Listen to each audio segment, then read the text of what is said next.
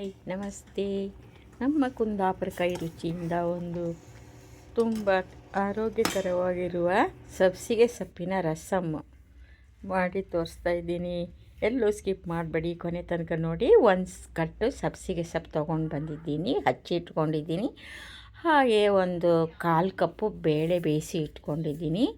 ತುಂಬ simple, same tomato rasam ಥರನೇ ಇರುತ್ತೆ, ಆದರೆ ಫ್ಲೇವರ್ ಬೇರೆ ಇರುತ್ತೆ.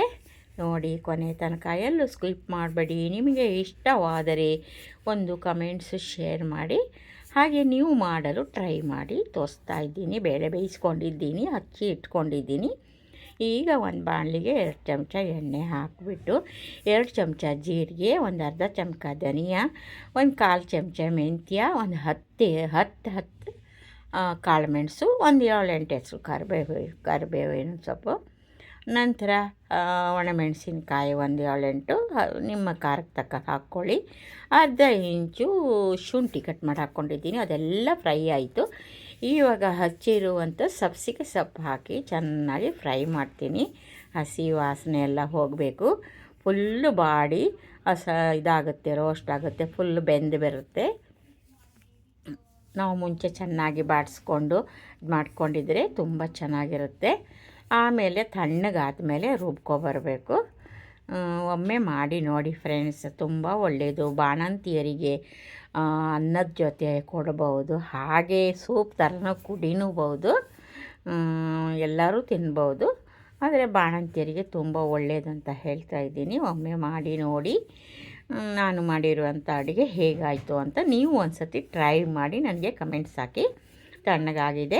ಇವಾಗ ಏನು ಮಾಡ್ತೀನಿ, ಎಲ್ಲ ಮಿಕ್ಸಿ ಜಾರ್ಗೆ ಹಾಕ್ಕೊತೀನಿ. ತಣ್ಣಗಾಗಿದೆ. ಸ್ವಲ್ಪ ತೆಂಗಿನಕಾಯಿ, ಒಂದು ಅರ್ಧ ಕಪ್ ತೆಂಗಿನಕಾಯಿ, ಜಾಸ್ತಿ ಬೇಡ, ಅರ್ಧ ಕಪ್ 1/4 ಕಪ್ ಎಷ್ಟೋ ಒಂದು ತೆಂಗಿನಕಾಯಿ ಹಾಕ್ಕೊಂಡು ಸ್ವಲ್ಪ ನೀರು ಹಾಕ್ಕೊಂಡು ನೈಸಾಗಿ ರುಬ್ಕೊಂಡು ಬರ್ತೀನಿ. ಸಬ್ಸಿಗೆ ಸೊಪ್ಪಿನಿಂದ ಎಷ್ಟೊಂದು ಬಗೆ ಮಾಡ್ಬೋದು. ಸಬ್ಸಿಗೆ ಸೊಪ್ಪಿನ ಪಲ್ಯ, ಬೋಂಡ ಆಯಿತು. ಚೆನ್ನಾಗಿ ರುಬ್ಕೊಂಡು ಬಂದಿದ್ದೆ ನೋಡಿ, ನೈಸಾಗಿದೆ, ಈ ಥರ ಪೇಸ್ಟ್ ಆಗಿದೆ. ಇವಾಗ ಮುಂದೆ ಏನು ಮಾಡ್ತೀನಿ ಅಂದರೆ, ಒಂದು ಬಾಣಲೆ ಇಟ್ಕೊಂಡಿದ್ದೀನಿ, ಅದು ಬಿಸಿ ಆಗಿದೆ. ಇದಕ್ಕೆ 2 ಚಮಚ ಎಣ್ಣೆ, ನಾವು ಕೊಬ್ಬರಿ ಎಣ್ಣೆನೇ ಯೂಸ್ ಮಾಡೋದು ಯಾವಾಗಲೂ, ಮತ್ತು ಯಾವ ಎಣ್ಣೆನೂ ಅಷ್ಟು ಜಾಸ್ತಿ ಯೂಸ್ ಮಾಡಲ್ಲ. ಕೊಬ್ಬರಿ ಎಣ್ಣೆ ಅಡುಗೆ ತುಂಬ ಒಳ್ಳೆಯದು, ಆರೋಗ್ಯಕ್ಕೂ ಒಳ್ಳೆಯದು. ಇವಾಗ ನಾನೇನು ಮಾಡ್ತೀನಿ, ಒಂದು 10 ಸಾಸಿವೆ ಮತ್ತು ಜೀರಿಗೆ ಇವೆರಡು ಹಾಕಿ, ಒಂದು ಸ್ವಲ್ಪ ಹಿಂಗೆ ಹಾಕಿಬಿಟ್ಟು, ಕರಿಬೇವಿನೆಲೆ ಹಾಕ್ಬಿಟ್ಟು, ನಂತರ ಒಂದು ಬ್ಯಾಡಿಗೆ ಮೆಣಸು ಮುರಿದು ಹಾಕ್ತೀನಿ ಒಗ್ಗರಣೆಗೆ. ಅದು ಚೆನ್ನಾಗಿರುತ್ತೆ, ಗಮ್ಮಂತ ಬರುತ್ತೆ. ಅಲ್ಲಿ ರುಬ್ಬಕ್ಕೂ ಹಾಕಿದ್ದೀನಿ, ಇದಕ್ಕೂ ಹಾಕಿದ್ದೀನಿ. ಈಗ ಖಾರ ನೋಡಿ, ಇದು ರುಬ್ಬಿ ಹಾಕಿದ್ದೀನಿ. ಹಾಗೆ ರುಬ್ಬಿರುವಂಥ ಮಸಾಲ ಹಾಕಿ ಚೆನ್ನಾಗಿ ಇನ್ನೊಂದು ಸತಿ ಫ್ರೈ ಮಾಡಬೇಕು, ಯಾಕಂದರೆ ಆಲ್ಮೋಸ್ಟ್ ಫ್ರೈ ಆಗಿದೆ.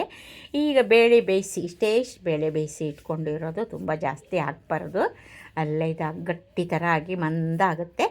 ಇವಾಗ ಏನು ಮಾಡಿದೆ, ಹುಣಸೆ ಹಣ್ಣನ್ನು ಒಂಚೂರು ಕಿವುಚಿ ಇಟ್ಕೊಂಡಿದ್ನಲ್ಲ, ಆ ಹುಣಸೆ ಹಣ್ಣಿನ ರಸ ಒಂದು ಹಾಕ್ತೀನಿ. ಟೊಮೆಟೊ ಈರುಳ್ಳಿ ಏನೂ ಇಲ್ಲ, ಬೆಳ್ಳುಳ್ಳಿ ಇಲ್ಲ, ಶುಂಠಿ ಒಂದು ಹಾಕಿದ್ದೀನಿ. ಆಯಿತು. ಇವಾಗ ಹುಣಸೆ ಹಣ್ಣು ಹಾಕಿದ್ದಾಯಿತು.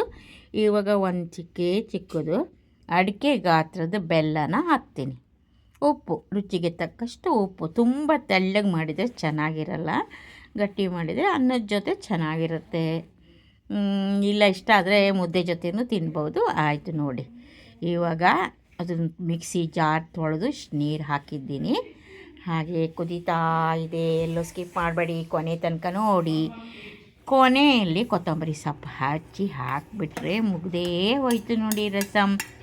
ಇನ್ನೊಂದು ವಿಡಿಯೋದೊಂದಿಗೆ ಮತ್ತೆ ಸಿಗ್ತೀನಿ ಫ್ರೆಂಡ್ಸ್, ಅಲ್ಲೇ ತನಕ ಕಾಯ್ತಾ ಇರಿ.